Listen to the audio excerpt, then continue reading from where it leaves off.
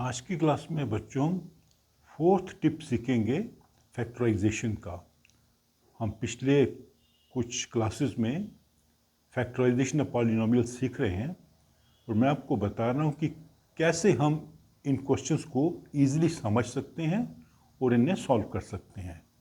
तो आज की क्लास में हम समझेंगे वो क्वेश्चंस जिसमें या तो दो क्यूबिक टर्म्स का सम होता है या दो क्यूबिक टर्म्स का डिफरेंस होता है।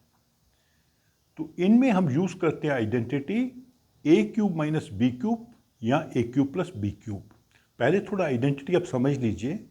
अगर ए क्यूब माइनस बी क्यूब मतलब दो क्यूबिक टर्म्स का डिफरेंस, तो इसका सोल्यूशन क्या होता है? ए माइनस बी। यहां ध्यान रखिए ये माइनस है तो फर्स्ट टर्म ये भी माइनस होगी, ए माइनस बी। और सेकेंड फैक्टर क्या होगा? A square plus A B plus B square. ये माइनस है तो ये सेकेंड टर्म प्लस होगी।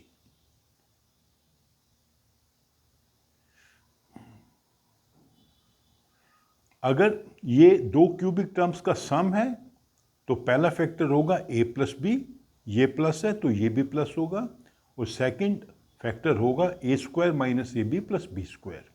तो ये आइडेंटिटीज आपको याद रखनी है और क्वेश्चन देखते ही आपको समझना है कि कौन सी इसमें आइडेंटिटी हम यूज कर पाएंगे। तो ऐसे क्वेश्चंस में एक टर्म तो क्लियरली क्यूबिक टर्म दी होगी आप उन्होंने, दूसरी टर्म को थोड़ा आपने समझना होगा, उसको चेंज करना होगा क्यूबिक टर्म्स में। अब मान लीजिए हम ये क्वेश्चन लेते हैं 8 cube minus 27।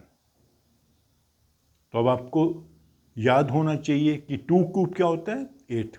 2 into 2 into 2, 2 into 2 into 2। और 27 क्या होता है? 3 क्यूब। तो अर्थात हम ये जो टर्म्स हैं इनको हम चेंज कर पाएंगे इस शेप में, ए क्यूब माइनस बी क्यूब में। कैसे? 2x cube minus 3 cube. 8x cube को हमने चेंज कर दिया 2x होल क्यूब, और 27 को चेंज कर दिया 3 क्यूब में। ठीक है, तो अब ये कौन सी शेप आ गई? a हो गया 2x और b हो गया 3। तो ये आपका सोल्यूशन है। मैं यहां दोबारा आपको लिख के बता देता हूं। A cube minus B cube is A plus B into A square minus A B plus B square. Sorry, गलत हो गया, ये माइनस है ना, तो ये देखिए छोटी छोटी चीजें हम गलती कर देते हैं। ए क्यूब है तो ये भी माइनस टर्म होगी।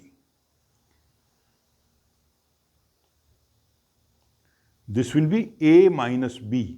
ए cube minus B cube, A minus B, और A square plus A B plus B square. तो यहां पे ए है 2x और b है 3। तो आंसर क्या बनेगा? 2x माइनस 3 ए स्क्वायर मतलब 2x square, that is 4x square. दूसरी टर्म क्या है? a into B, 2x into 3 6x हो गया। थर्ड टर्म हो गई b स्क्वायर। ठीक है, यहां मैं थोड़ा आपको ना डिटेल में लिख के एक बार बता देता हूं। a minus B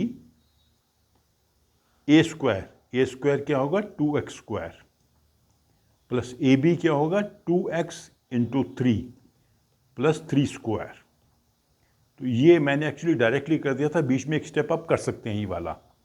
2x square हो जाएगा 4x square, 2 into x into 3 हो जाएगा 6x, ये हो जाएगा 9। अभी एक और क्वेश्चन लेते हैं।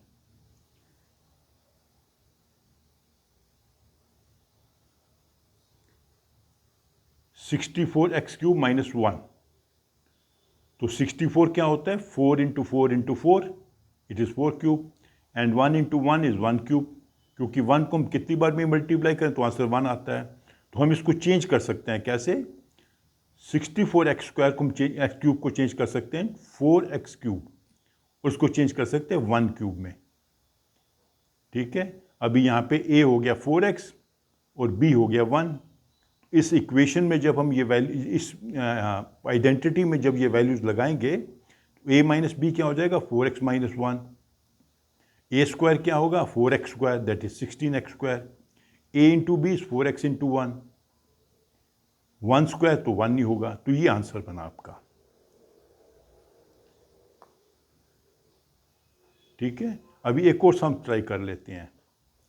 125 plus x cube plus y cube, तो यहाँ पे दो वेरिएबल्स हैं पर आपस में मल्टीप्लाइड हैं, वो दोनों क्यूब्स हैं, तो यहाँ से आपको थोड़ा हिंट मिलना चाहिए कि हम ए क्यूब प्लस बी क्यूब की आइडेंटिटी यूज़ कर पाएंगे।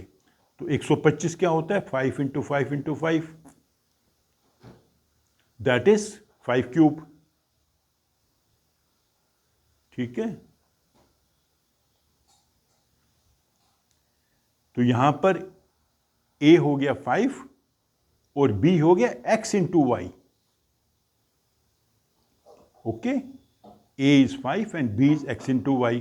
तो अभी चूंकि ये प्लस वाली आइडेंटिटी है, तो आंसर क्या होगा, a plus B into A square minus A B plus B square. यहाँ प्लस है तो ये माइनस आना चाहिए, तो a हो गया 5, b हो गया X Y, 5 plus X Y. यहाँ पे क्या आएगा, A square that is 5 square 25। A B क्या होगा, दोनों को मल्टीप्लाई करना है, -5xy। और बी स्क्वायर क्या होता है, एक्स वाई स्क्वायर, क्योंकि b इज एक्स वाई, तो दोनों को जब हम स्क्वायर करेंगे x square plus y square. इस प्रकार जब आपके पास क्वेश्चंस आएंगे जिसमें दो टर्म्स होंगी, उनमें एक क्लियरली क्यूबिक टर्म होगी, जैसे यहाँ पर क्लियरली क्यूबिक टर्म है, इस क्वेश्चन में भी ये क्लियरली क्यूबिक टर्म है, लेकिन जो बाकी नंबर्स हैं उनको भी हम क्यूब्स में चेंज कर पाएंगे। थोड़ा आपको अगर आपने याद रखना है कि 1 क्यूब कितना होता है, जैसे 1 cube is 1, 2 cube is 8, 3 cube is 27, 4 cube is 64, 5 cube is 125। तो ये नंबर देखते ही आपको माइंड में आना चाहिए कि इनको मैं क्यूब्स में चेंज कर सकता हूँ।